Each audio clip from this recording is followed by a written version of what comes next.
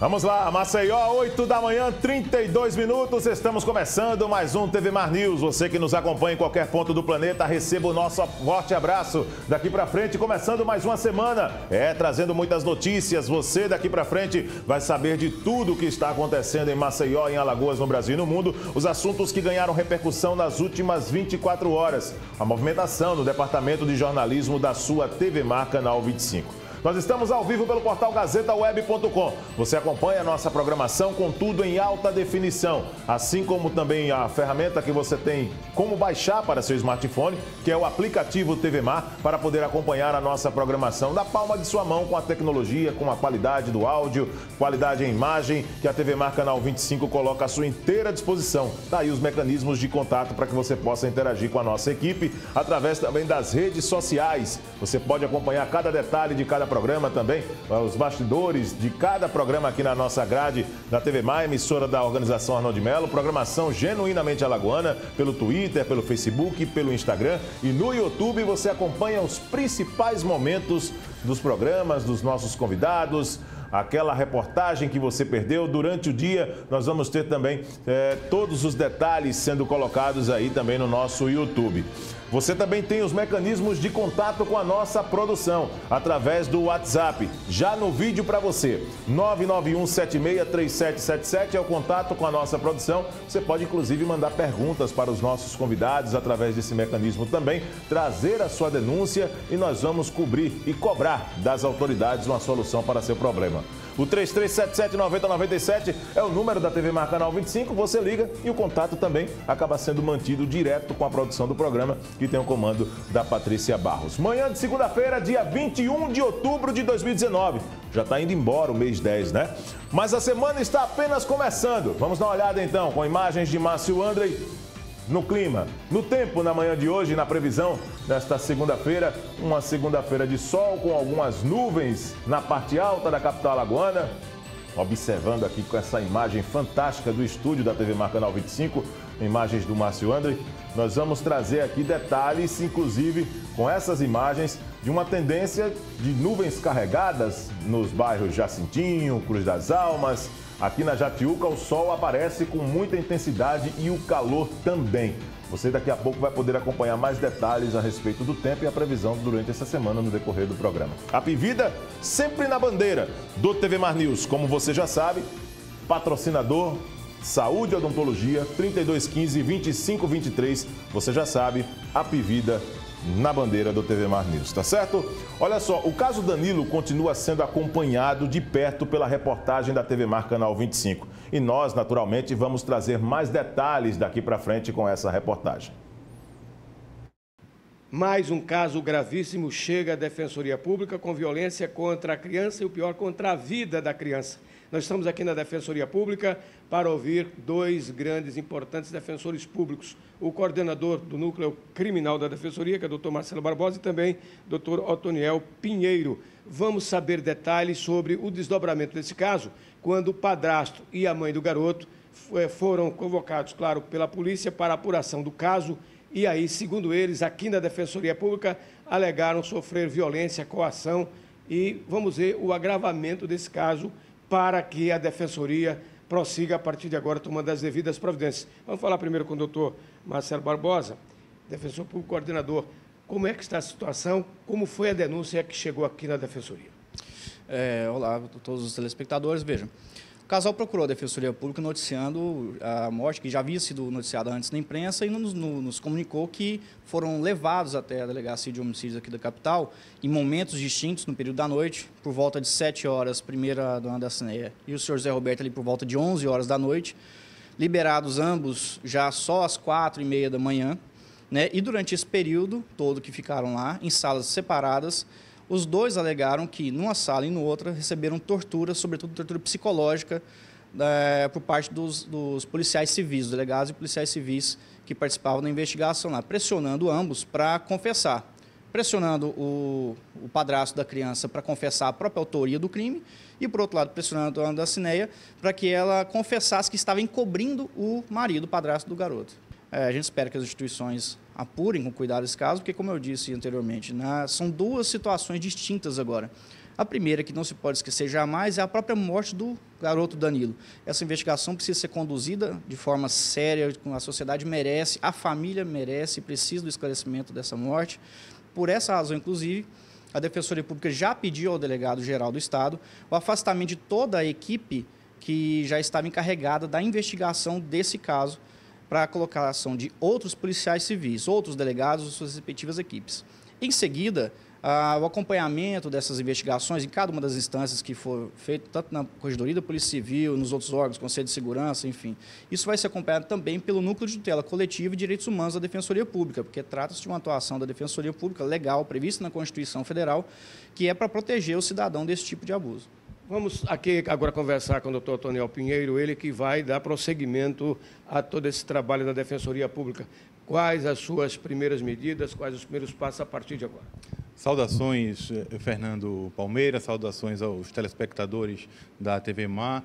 Olha só, a Defensoria recebeu denúncias, no meu ponto de vista, muito graves em relação a condutas de alguns policiais civis e nós não estamos aqui para condenar ou julgar ninguém, né? Quem julga é o Poder Judiciário e nós vamos tomar as providências cabíveis. Nós vamos encaminhar, nós vamos acompanhar a investigação, encaminhar o depoimento que nós tomamos, encaminhar as evidências que nós colhemos de indícios de tortura grave dentro da Polícia Civil do Estado de Alagoas. E isso, obviamente, a Defensoria Pública já encaminhou ofícios com o material que a gente colheu para diversos órgãos, como a Procuradoria-Geral de Justiça, a OAB, Tribunal de Justiça, entre outras entidades, para que acompanhem e para que tomem conhecimento no âmbito de suas respectivas competências, acerca da gravidade dos fatos de tortura dentro da Polícia Civil. Bom, a Ordem dos Advogados do Brasil já se manifestou através de uma nota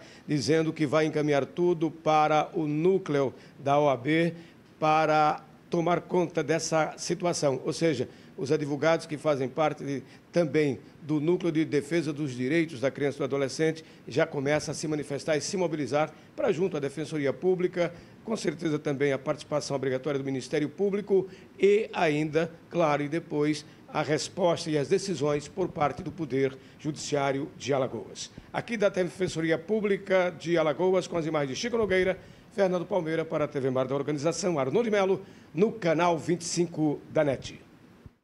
E nós vamos continuar, Fernando Palmeira, acompanhando de perto esse assunto. É de interesse da sociedade, né? Esse caso do jovem Danilo, que foi assassinado e que nós aqui ficamos chocados com o grau de brutalidade deste crime.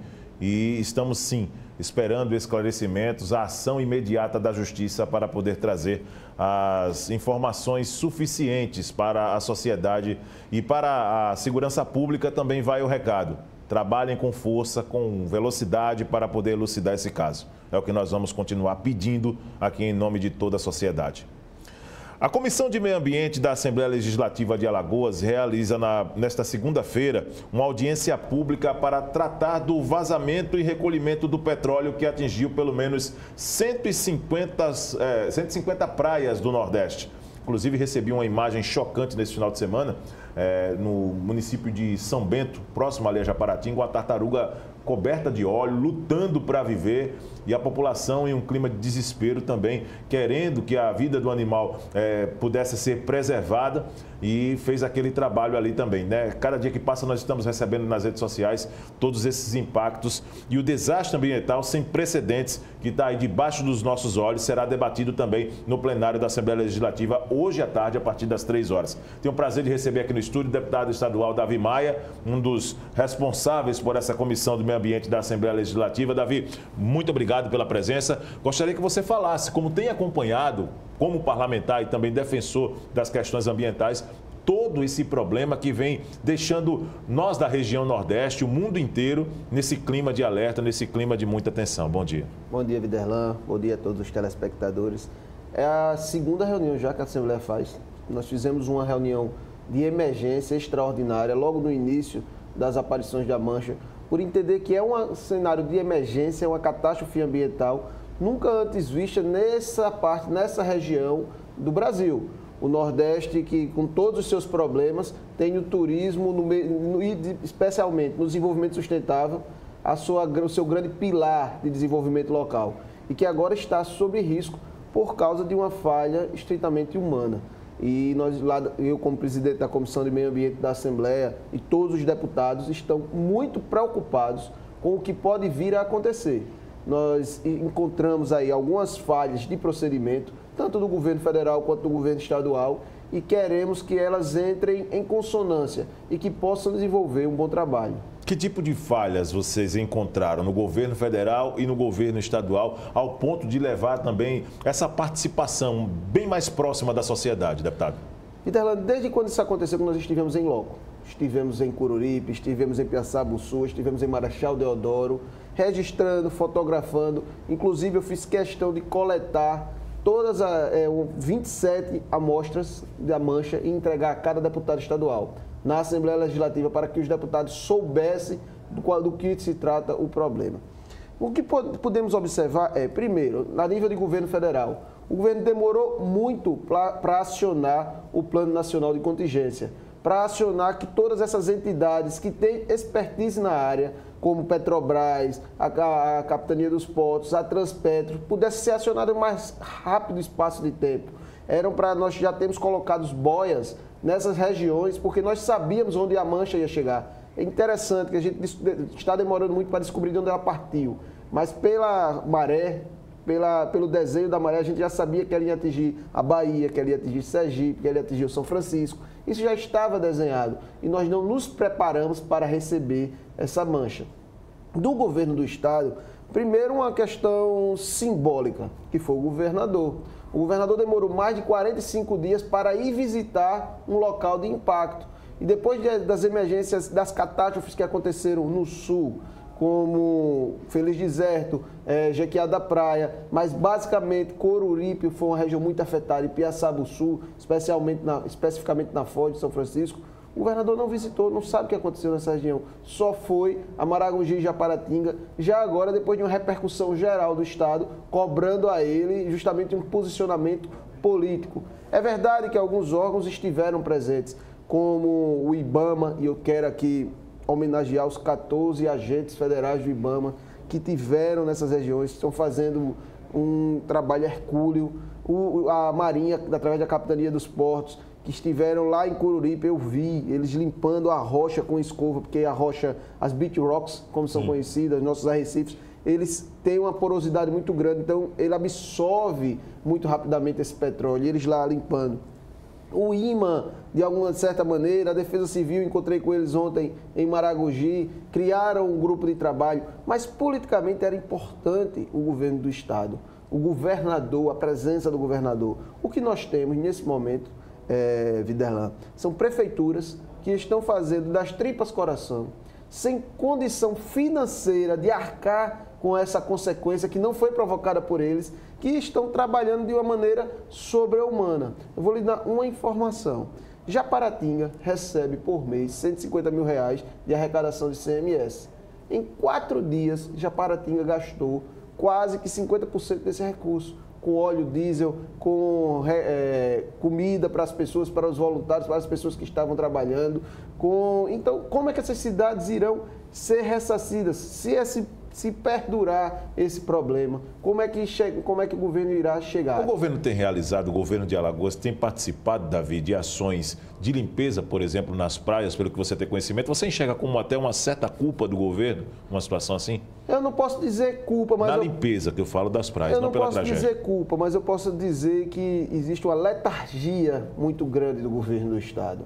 Ele agora está utilizando de reeducandos para fazer essa limpeza. Eu vi em Japaratinga, em Maragogi. Mas essa não foi a estrutura utilizada, por exemplo, na Barra de São Miguel, ou não foi a estrutura utilizada em Coruripe. Não se viu isso. E cá para nós, Viderlan, não dá para o governo trabalhar com essa, vamos dizer, esse amadorismo de querer esperar de reeducandos ou voluntários. Não, nós precisamos de força.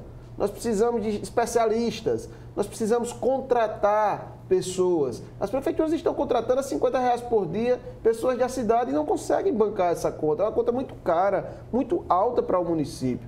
E aí você vê uma vagarosidade em relação ao governo do Estado. Inclusive, ao contrário do que fez o governador de Sergipe, o governador da Bahia, em decretar estado de emergência.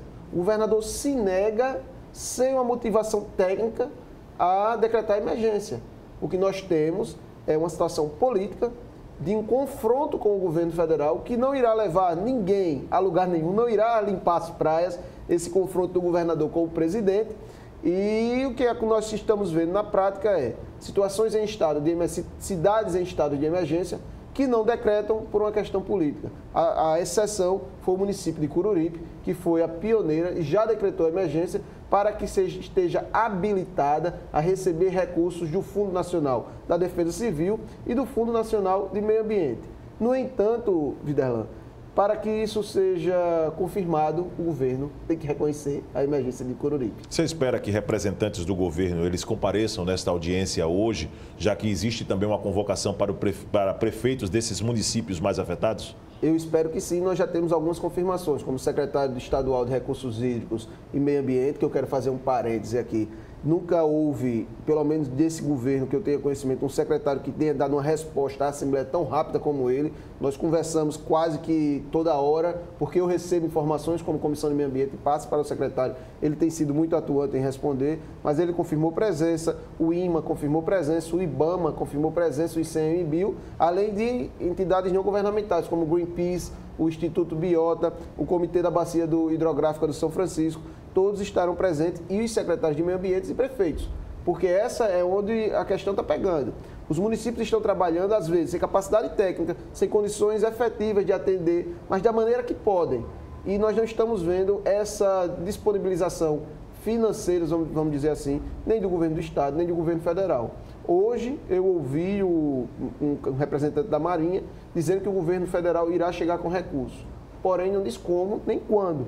E em uma situação de emergência requer respostas mais rápidas, enfáticas e que consiga atender de uma maneira muito mais rápida a população. Mais clara, né? Até porque de que forma vai ser investido esse recurso também, eu acredito que é um interesse da sociedade, saber por onde vai chegar esse recurso, né? O ministro, por exemplo, veio aqui semana passada, Ricardo Salles. Você acompanhou, inclusive, essa presença do ministro? O ministro já esteve aqui 2 vezes em Alagoas. Ao contrário do governador, o ministro já veio. Porém, quando o ministro estava, eu estava justamente na Comissão de Meio Ambiente do Senado e da Câmara Federal. Fiquei até 10 horas da noite numa audiência pública no CREA, aqui em Maceió. Peguei o avião, fui para Brasília, para a Comissão de Meio Ambiente da Câmara e do Senado. E fiz essa denúncia nacionalmente para mostrar da vagarosidade, para mostrar da situação de emergência que o governador não quer assumir e que nós estamos. Porque uma coisa também, Viderlan, é claro, nesse momento, toda a nossa população está comovida. Eu já participei no cenário de desastre em 2010, Sim. das enchentes. Mas daqui a 10 dias, 15 dias, quando a coisa se estabilizar, as pessoas irão esquecer. Os municípios arcaram com as contas e vão ficar com ele, com prejuízo financeiro. E mais ainda, o meio ambiente precisa de um monitoramento contínuo. Nós temos biomas muito frágeis, como corais. Aliás, nós temos a maior costa dos corais, a segunda maior do mundo, só perde para a Austrália. Nós temos os mangues com áreas de proteção como a do peixe-boi. Isso. E que vai precisar de monitoramento agora pelos próximos 20 anos. E quem vai arcar com essa conta? Onde é que isso está escrito? Qual é o planejamento de monitoramento que nós temos? Por enquanto, ninguém apareceu para responder essas perguntas. E é isso que eu estou muito preocupado. O jornal O Globo, esse final de semana, fez uma matéria muito interessante sobre a Baía da Guanabara. Depois de 20 anos do desastre na Baía da Guanabara, 2000, as manchas de petróleo continuam lá. Se você cavar o mangue da Guanabara, você ainda vai encontrar o petróleo. Então, isso é o que vai acontecer conosco. E é isso que nós estamos querendo evitar. Inclusive, alertando aqui, porque os ventos mudaram. Sim. O vento leste que levou esse petróleo para Pernambuco mudou. Agora é nordeste. Então, se nós ainda tivermos manchas boiando no mar, elas vão voltar a Alagoas. Sim. E nós não estamos fazendo nenhum cenário de prevenção para impedir que essa mancha chegue nas praias, mais especificamente no mangue, nem nos nossos rios. Deputado Davi Maia, eu gostaria que você fizesse o convite, tá certo, para o nosso telespectador comparecer, já que se trata de uma audiência pública e um envolvimento da sociedade, da corpo, fortalece essa ideia de combate, de cobrar das autoridades, seja do governo federal, do governo estadual, uma solução para esse problema, ou pelo menos uma precaução, uma prevenção para toda essa tragédia. Muito obrigado pela visita. Eu que agradeço. E queria estender esse convite a você que está nos assistindo. Hoje, às 15 horas, na Assembleia Legislativa, iremos debater esse caso que é de calamidade, esse caso que é de emergência ambiental. E precisamos da união de todos. Nesse momento não importa o culpado, mas importa as soluções. E só a união que irá fazer com que a gente consiga desenvolver um processo melhor. Obrigado, então, ao deputado estadual Davi Maia, que concedeu essa entrevista para todos nós. Nós vamos a um rápido intervalo. Daqui a pouco nós vamos continuar falando de Maragogi, né? Aqui no programa. Daqui a pouco vamos trazer uma matéria. É logo depois do intervalo. Voltamos já.